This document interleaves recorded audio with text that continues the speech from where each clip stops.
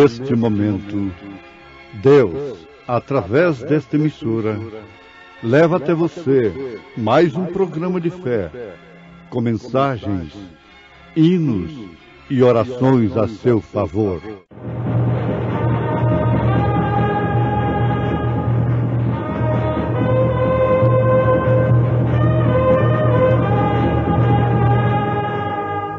Fé para vencer.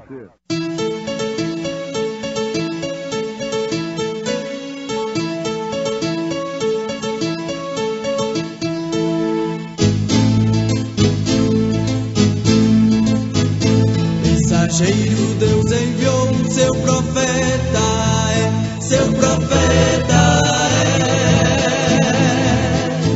Este som de alarido retumando está, retumando está. E as águias de Deus, já voando estão, já voando estão. William Branham foi seu nome e Deus foi com ele, e Deus foi com ele. E a coluna de fogo sempre lhe seguiu, sempre lhe seguiu. a palavra ele pregou, Com fidelidade. Porque todos quantos fostes batizados em Cristo, já vos revestistes de Cristo. Nisto não há judeu, nem grego, não há servo nem livre, não há macho nem fêmea, porque todos vós sois um em Cristo Jesus. Paz no vale.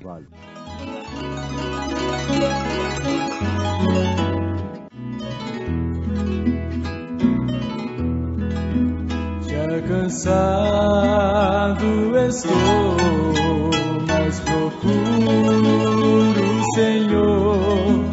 Ele é a voz que eu almejo ouvir. A gloriosa manhã, porém a noite a dormir, haverá paz no vale pra mim.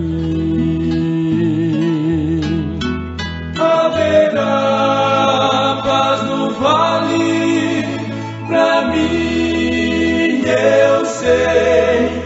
Haverá paz no vale pra mim, Senhor, eu sei. Nem as sombras da morte ali verei. Haverá paz no vale pra mim.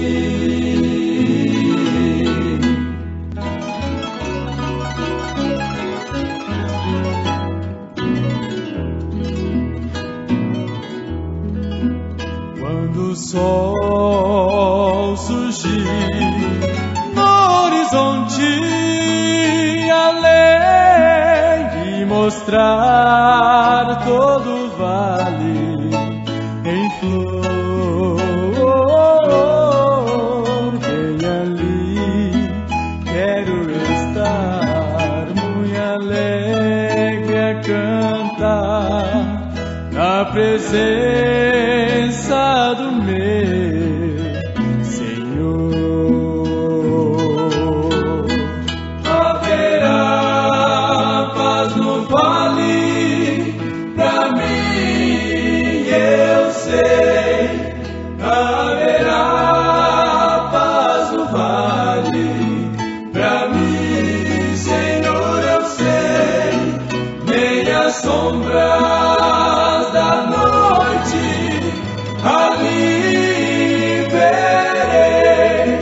Haverá paz no vale pra mim.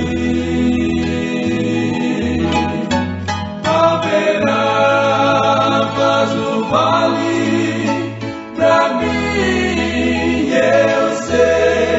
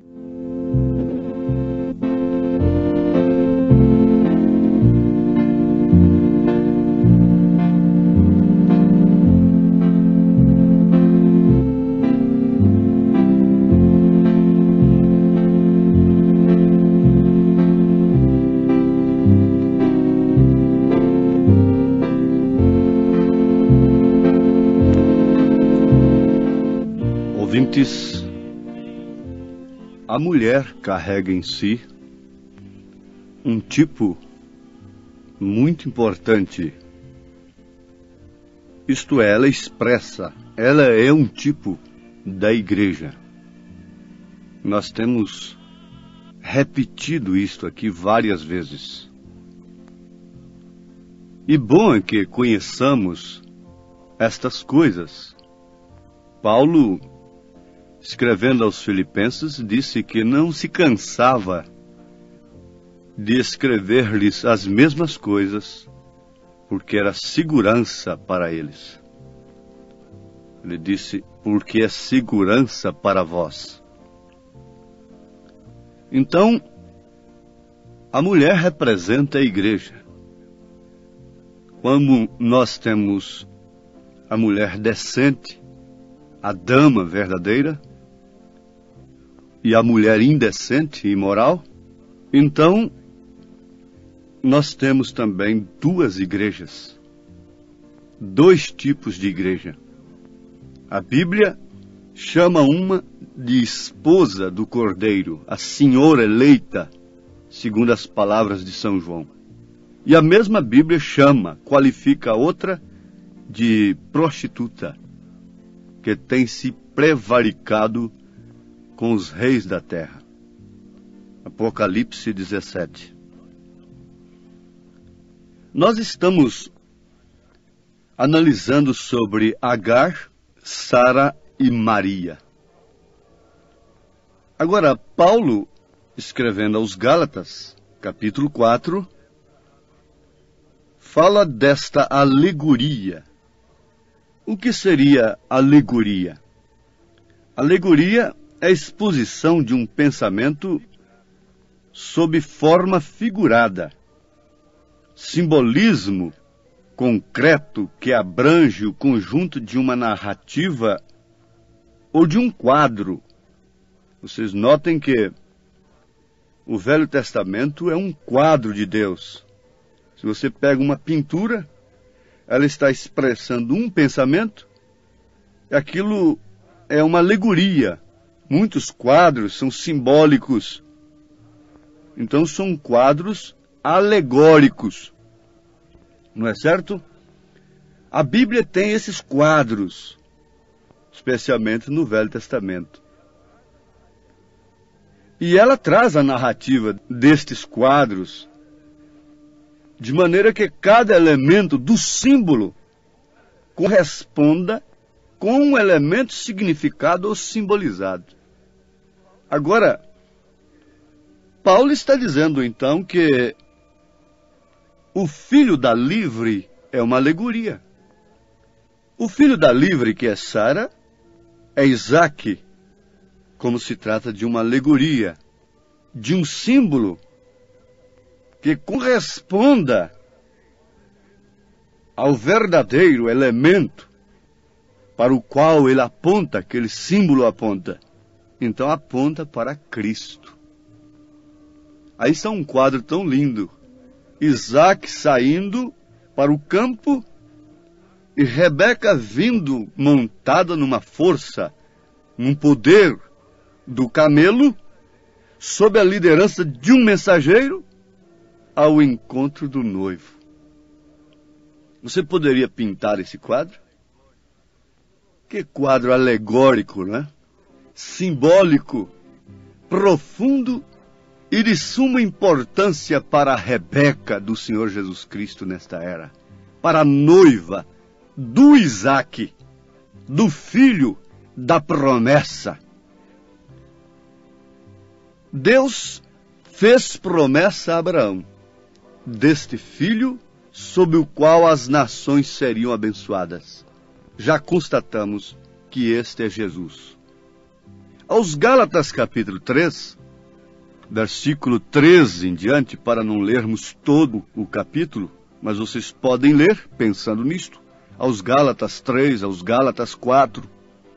Então nós vamos encontrar aqui, Cristo nos resgatou da maldição da lei, fazendo-se maldição por nós. Porque está escrito, maldito todo aquele que for pendurado no madeiro, para que a bênção de Abraão chegasse aos gentios, por intermédio de quem? Eu faço a pergunta. A Bíblia vai nos responder. Por intermédio de Isaque? Não, a Bíblia responde. Gálatas 3,14. Por Jesus Cristo. Então essa promessa a Abraão, deste filho sob o qual as nações seriam abençoadas, é o Senhor Jesus Cristo. E para que pela fé nós recebamos a promessa do Espírito, Paulo está dizendo: irmãos, como homem falo, se o testamento de um homem for confirmado, ninguém o anula, nem o acrescenta. Ora, as promessas foram feitas a Abraão e à sua posteridade. Não diz, e às posteridades, como falando de muitas nações, né? Mas como de uma só, e a tua posteridade, que é Cristo. Então está claro que aquela promessa se refere a Cristo, aponta para Cristo com um símbolo, através de Isaque, o que é uma alegoria. Paulo disse, mas nós, como Isaque, mas nós, irmãos, somos filhos da promessa como Isaque.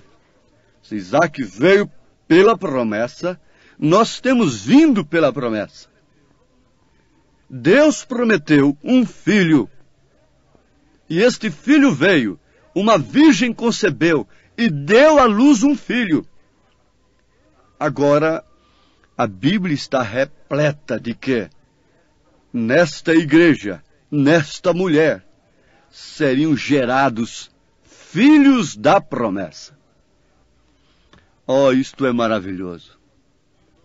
Por isso, ouvintes, irmãos amados, é que ninguém deve pensar em arrebatamento.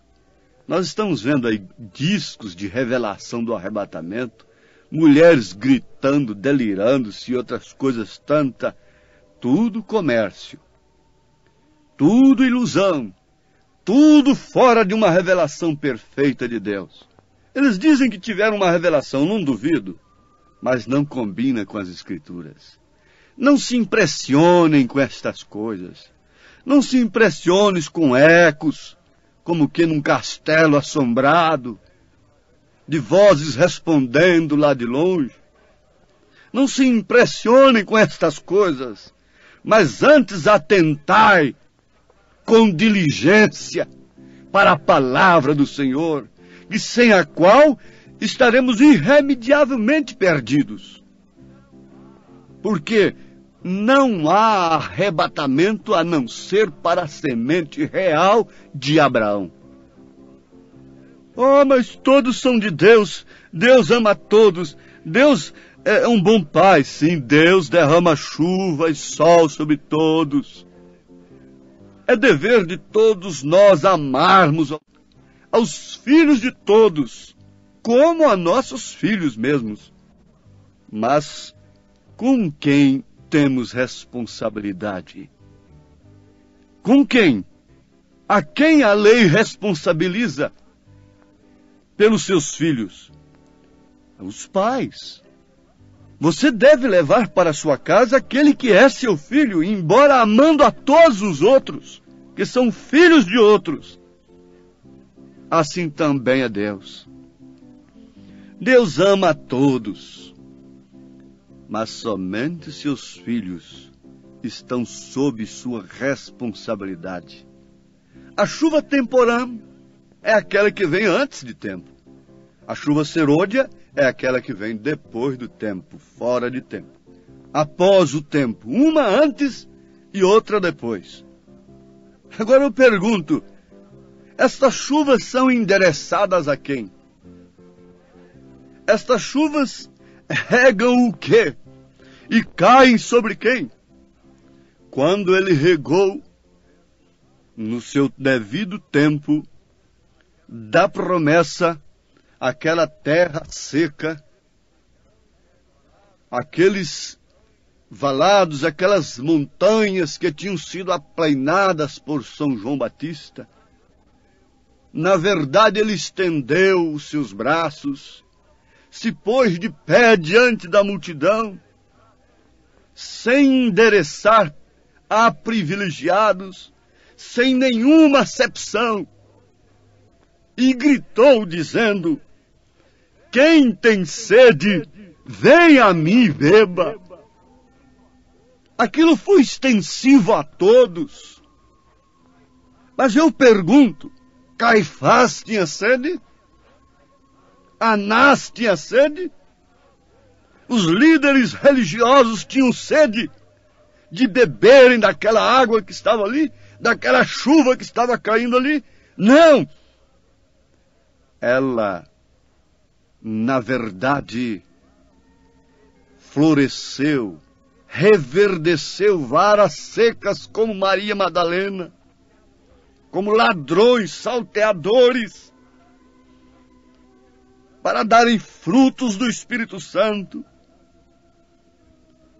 mas que, na verdade, fossem sementes de Abraão pela promessa. Não pôde fazer nada por Caifás. Não pôde umedecer a alma de Caifás, de Anás, mas encontrando-se com uma mulher, com uma filha de Abraão, que andava encurvada há 18 anos, ele a libertou naquele instante e disse de uma maneira que revelava a todos que, embora sendo filha de Abraão, estava escravizada por Satanás. E aqui nós chegamos a um ponto muito importante da nossa meditação. Há filhos de Abraão por todas as alas religiosas, escravizados pelos credos, pelos dogmas. Mas o dia que eles ouvem, o dia que essa gota d'água, o dia que essa chuva cai sobre suas almas, são libertadas. Não importa há quantos anos de tradição.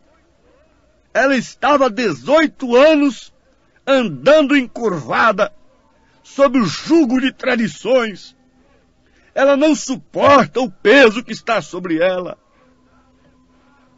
porque eles atam fardos pesados, fardos de penitências, fardos de espíritos religiosos, não tocam sequer com o dedo neles. E ela estava encurvada, gemendo, clamando.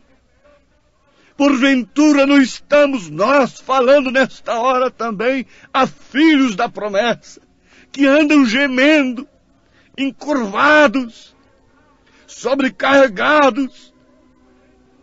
Foi justamente numa hora desta que ele clamou: vinde a mim todos que estáis cansados e oprimidos, e eu vos aliviarei.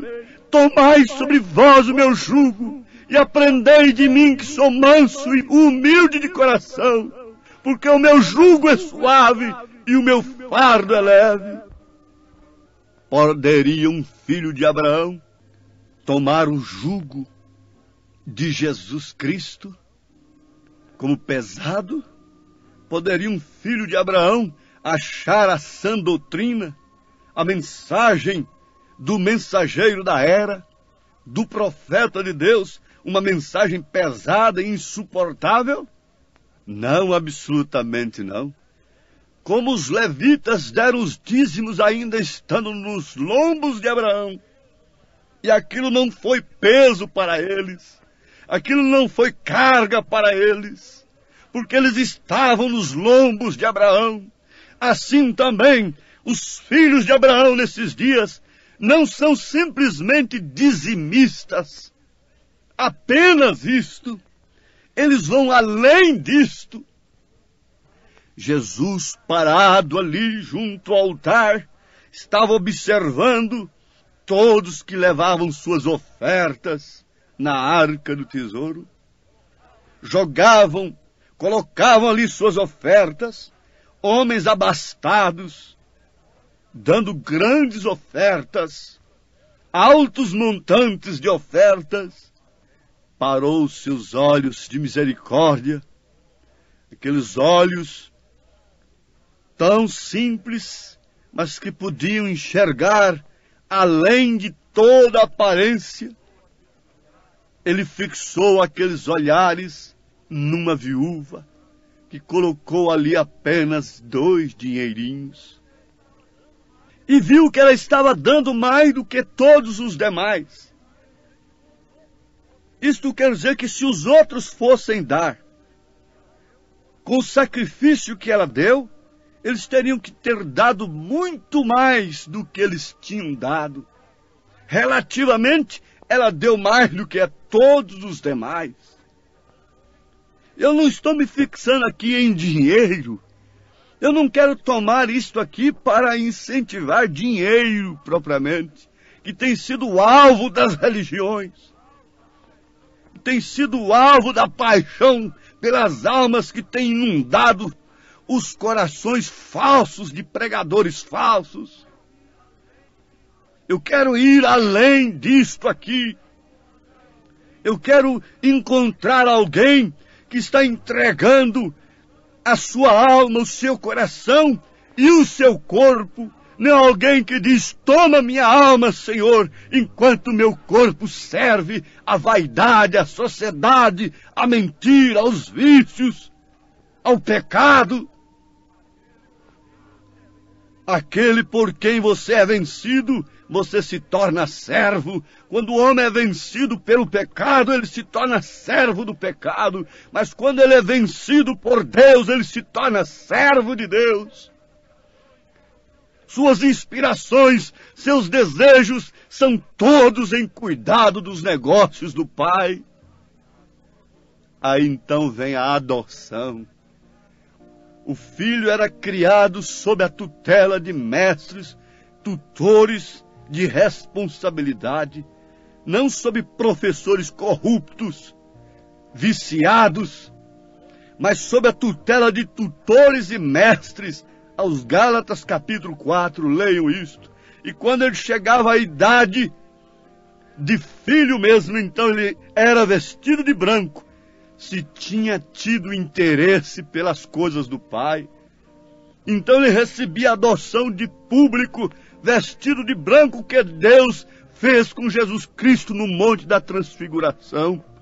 E desde então aquele moço podia falar no lugar do Pai, podia assinar no lugar do Pai, porque tinha recebido a adoção de filho. Somos filhos como Isaque, filhos da promessa. Isto mexe com suas entranhas, como mexeu com as entranhas de Isabel, quando Maria se aproximou dela, com a promessa de Deus dentro de si. Então dê água, alimente esse espírito que te convida a obedecer, a aceitar esta palavra, esta mensagem, esta promessa de Deus, em nome de Jesus Cristo. Amém.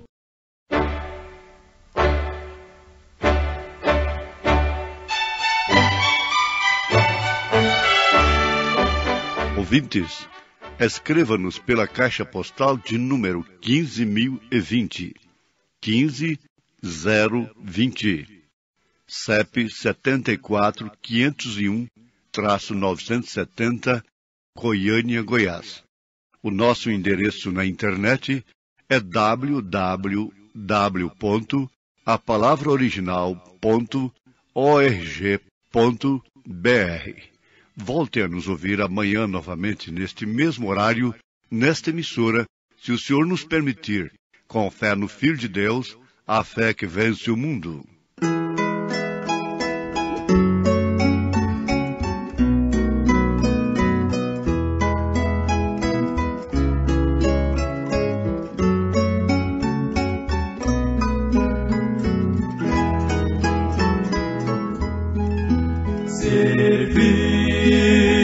Jesus, que prazer sem igual, nele a salvação e vida eterna, é só com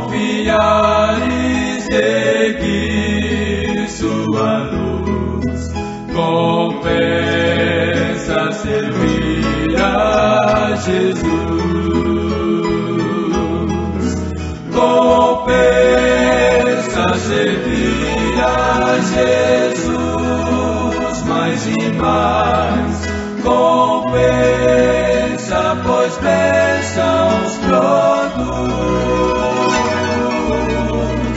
Seja a senda da glória difícil demais. É prazer sim servir a Jesus.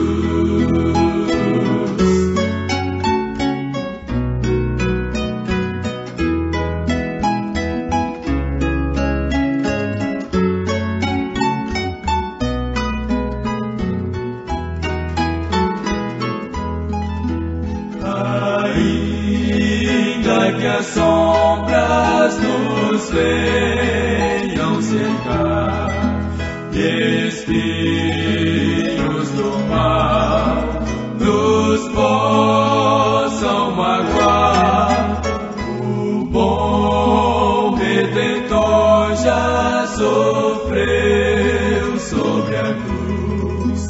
Compensa servir a Jesus.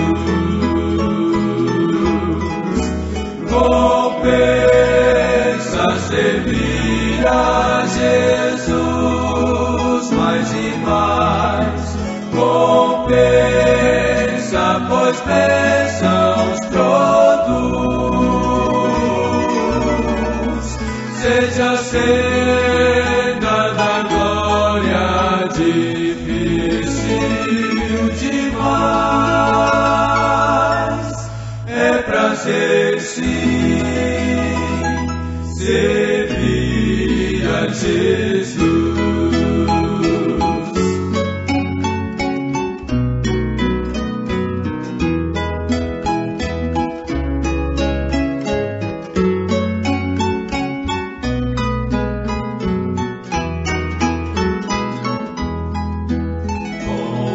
Compensa servir a Jesus com amor, embora sofrer em lutas e dor. O Mestre com graça nos guarda e conduz. Compensa servir a Jesus. Compensa servir a Jesus mais e mais. Compensa, pois bênçãos produz. Seja a senda da glória difícil demais. É prazer sim servir a Jesus.